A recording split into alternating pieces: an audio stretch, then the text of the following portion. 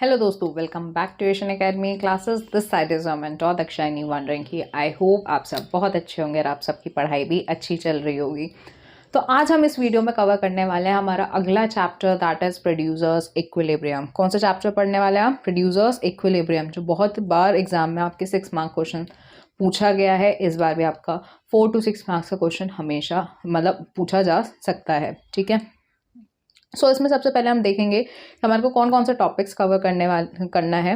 तो सबसे पहले हमारे को देखना है कि फर्म्स इक्विलिब्रियम क्या होता है, उसका मतलब क्या है, या कब फर्म इक्विलिब्रियम में होगा। ठीक है, उसके बाद हम 2 अप्रोचेस पढ़ने वाले हैं, total revenue total cost approach and marginal revenue marginal cost approach. ठीक है, और फिर चैप्टर खत्म। बस इतना सही, बिल्कुल। देखिए, तो सबसे पहले हम देखेंगे कि हम फर्म इक्विलिब्रियम में कब होगा। बेसिकली हमने 3rd चैप्टर में, अगर आपको याद हो, हमने पढ़ा था कि कंज्यूमर इक्विलिब्रियम में तब होता है जब उसको मैक्सिमम सेटिस्फैक्शन मिल जाता है, हाँ या नहीं। ऐसे ही फर्म कब इक्विलिब्रियम में होता है? फर्म तब इक्विलिब्रियम में होता है जब उसको मैक्सिमम प्रॉफिट मिलता है, मैक्सिमम प्रॉफिट मिलता है। ठीक है, सो फर्म कब इक्विलिब्रियम में होगा? जब वो उतना आउटपुट प्रोड्यूस कर ले जहां पे उसको प्रॉफिट मैक्सिमम मिले। ठीक है, तो यहाँ पे ये जो प्रॉफिट है, ये कौन सा प्रॉफिट है? ये प्रॉफिट है इकोनॉमिक प्रॉफिट, प्योर प्रॉफिट या सुपर नॉर्मल प्रॉफिट। ये प्रॉफिट कौन सा है? इकोनॉमिक प्रॉफिट, प्योर प्रॉफिट या super normal profit. Normal profit नहीं है, सुपर नॉर्मल प्रॉफिट है। नॉर्मल प्रॉफिट क्या होता है, हम कॉस्ट चैप्टर में पढ़ के आ चुके हैं, हाँ या नहीं। तो यहाँ पे हम कौन से प्रॉफिट की बात कर रहे हैं? Super normal profit, abnormal profit की बात कर रहे हैं। मतलब जहां पे हमारा रेवेन्यू ज्यादा और कॉस्ट कम। कॉस्ट क्या होता है वो भी हमें पता है, रेवेन्यू क्या होता है वो भी हमें पता है, राइट। तो जब रेवेन्यू बहुत ज्यादा होता है और कॉस्ट हमें कम होता है, तब क्या होता है? सुपर नॉर्मल प्रॉफिट या इकोनॉमिक प्रॉफिट्स। क्लियर? ओके, सो यहाँ पे प्रोड्यूसर जो है 2 केसेस में इक्विलिब्रियम में हो सकता है, मतलब 2 अप्रोचेस हैं इक्विलिब्रियम डिसाइड करने के। First approach is total revenue and total cost approach. दूसरा अप्रोच है हमारा marginal revenue and marginal cost approach. Fine, marginal cost marginal revenue approach, second total cost and total revenue approach. Fine, तो सबसे पहले हम पढ़ेंगे total revenue and total cost approach. और ये जो आपको ग्राफ दिख रहा है सामने, दिस ग्राफ इज इनफ। बस ये ग्राफ अगर आप समझ गए तो इसके नीचे आप एक्सप्लेनेशन देख सकते हो। इसका प्लीज अभी स्क्रीनशॉट ले लो। देखो यहाँ पे, take a screenshot, take a screenshot. बस अब मैं ये समझाने वाली हूँ और आपका होमवर्क ये है कि आप इसको रीड करने वाले हैं, रीड करके समझने वाले हैं। क्या मैंने जो बताया वो सारा वैसी का वैसी लिखा है। ईजी लैंग्वेज, कुछ डिफिकल्ट नहीं है। अगर मैं आपको जो समझा रही हूँ, अगर आपने वो अच्छे से समझ लिया तो जो चीज़ें लिखी हैं, जो पॉइंट्स लिखे हैं, आप अच्छे से समझ जाओगे। ठीक है, तब भी आपको समझ ना आए तो प्लीज़ कमेंट में बता देना, मैं अलग से वीडियो बना के आपको क्लियर कर दूंगी। ठीक है, चलिए। सो ग्राफ अच्छे से समझते हैं। हम बनाएंगे total revenue and total cost का कर्व। ठीक है, total revenue and total cost का कर्व। यहाँ पे हम मान के चल रहे हैं कि हम परफेक्ट कंपटीशन की बात कर रहे हैं और टोटल रेवेन्यू हमारा स्ट्रेट अपवर्ड स्लोपिंग जाएगा, स्ट्रेट अपवर्ड स्लोपिंग जाएगा। एंड टोटल कॉस्ट कर्व हमारा इन्वर्टेड एस, इन्वर्टेड एस। पहले इंक्रीज होगा पहले इंक्रीज होगा डिक्रीजिंग रेट से, फिर इंक्रीज होगा वो इंक्रीजिंग रेट से। ठीक है, इस तरीके से हमारा बनेगा total cost and total revenue curve, total cost and total revenue curve. Clear? फिर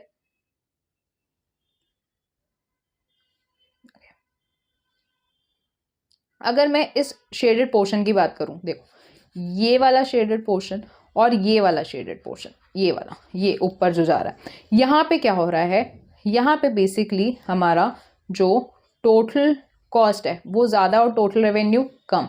इस वाले पोर्शन में भी अगर हम ध्यान से देखें, टोटल कॉस्ट ज़्यादा और टोटल रेवेन्यू कम। बट अगर मैं इस वाले पोर्शन की बात करूं, इस वाले पोर्शन की, इस वाले पोर्शन में क्या हो रहा है? इस वाले पोर्शन में हमारे टोटल कॉस्ट कम है और टोटल रेवेन्यू ज़्यादा है। इसका मतलब इस पोर्शन में क्या हो रहा है? इस पोर्शन में क्या हो रहा है? लॉस। और यहाँ पे भी क्या हो रहा है? लॉस। तो प्रॉफिट हो कहाँ पे रहा है? प्रॉफिट येलो शेडेड रीजन में हो रहा है, जहां पे आपका यहाँ पे हो रहा है प्रॉफिट, और I can say super normal profit, जहां पे टोटल कॉस्ट कम है और रेवेन्यू ज्यादा है। तो इतना तो डिसाइडेड है कि भाई प्रोड्यूसर वहां पे इक्विलिब्रियम में होगा। कहाँ पे?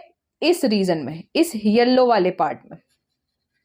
इस येलो वाले पार्ट में जो है प्रोड्यूसर इक्विलिब्रियम में होने वाला है, बट इसमें भी अलग अलग आउटपुट है, तो कौन सा आउटपुट वो चूज करे। तो firm according to the total revenue and total cost approach, firm वो आउटपुट प्रोड्यूस करेगा जहां पे उसको मैक्सिमम प्रॉफिट मिलेगा, और मैक्सिमम प्रॉफिट उसको मिलता है जहां पे टीसी एंड टोटल रेवेन्यू में ज्यादा गैप होता है। सबसे ज्यादा डिफरेंस जहां पे जिस आउटपुट लेवल पे होता है वहां पे वो उतना आउटपुट प्रोड्यूसर प्रोड्यूस करेगा। तो सबसे ज्यादा डिफरेंस अगर मैं देखूं so that is this point. ठीक है, ये पॉइंट मैंने कैसे डिसाइड करा, मुझे कैसे पता है यहाँ पे सबसे ज्यादा डिफरेंस है। मेरे बच्चे, जब टोटल कॉस्ट सबसे ज्यादा मिनिमम होता है, कॉस्ट मिनिमम होता है, रेवेन्यू सबसे ज्यादा होता है, तब उन दोनों के बीच में सबसे ज्यादा डिफरेंस होता है। तो जहां पे टोटल कॉस्ट मिनिमम है, ठीक है, और टोटल रेवेन्यू ऊपर है, उस पोर्शन को हम बोलेंगे प्रोड्यूसर्स इक्विलिब्रियम। क्या बोलेंगे? प्रोड्यूसर्स इक्विलिब्रियम या फर्म्स इक्विलिब्रियम। ठीक है, क्लियर है यहाँ तक? तो यही चीज आपके यहाँ पे लिखे है कि फर्म कब प्रॉफिट मैक्सिमाइज करेगा, जहां पे टोटल रेवेन्यू और टोटल कॉस्ट का जो डिफरेंस है वो मैक्सिमम होगा, और जहां पे मैक्सिमम होगा वो वाला आउटपुट हम चूज करने वाले हैं। तो कितना आउटपुट प्रोड्यूस करें? OM। तो OM लेवल पे जो है प्रोड्यूसर इक्विलिब्रियम में होगा, और ये वाला आउटपुट हम चूज करने वाले हैं। और यही सारी चीजें आपकी यहाँ पे लिखी हुई हैं। देखो, final conclusion, the firm will maximise its profit at OM level of output. Clear? Okay. Next is marginal revenue and marginal cost approach. Marginal revenue और marginal cost approach कैसे है? देखिए, आपके सामने कर्व बना हुआ है। यहाँ पे जो marginal revenue का कर्व है, it will be horizontal to the x-axis. Why? Because we are considering perfect competition market. और perfect competition market में marginal revenue हमारा perfectly elastic जाता है। Clear? और हमारा जो marginal cost है, that will be our U-shape. That will be our U-shape. तो according to marginal revenue and marginal cost approach, producer equilibrium में तब होता है जहां पे MC equals to MR होता है, where MC is equals to MR, और according to total cost total revenue जहां पे दोनों का difference maximum होता है। ठीक है, तो जहां पे marginal cost और marginal revenue equal होगा वहां पे producer equilibrium में होगा।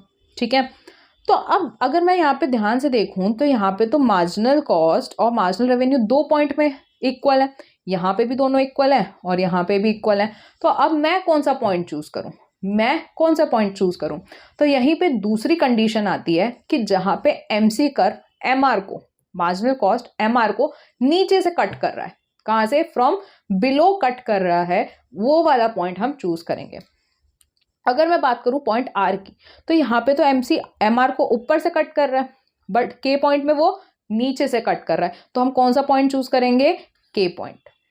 ठीक है, तो MC MR अप्रोच क्या कहता है? फर्स्ट पॉइंट जहां पे MC इक्वल्स टू MR हो, marginal cost equals to marginal revenue हो। सेकेंड पॉइंट इज जहां पे मार्जिनल कॉस्ट मार्जिनल रेवेन्यू को नीचे से कट कर रहा हो, फ्रॉम बिलो कट कर रहा है। ठीक है, यही चीज यहाँ पे लिखी हुई है। फर्स्ट कंडीशन जहां पे MC इक्वल्स टू MR हो। दूसरा हमारा क्या होगा?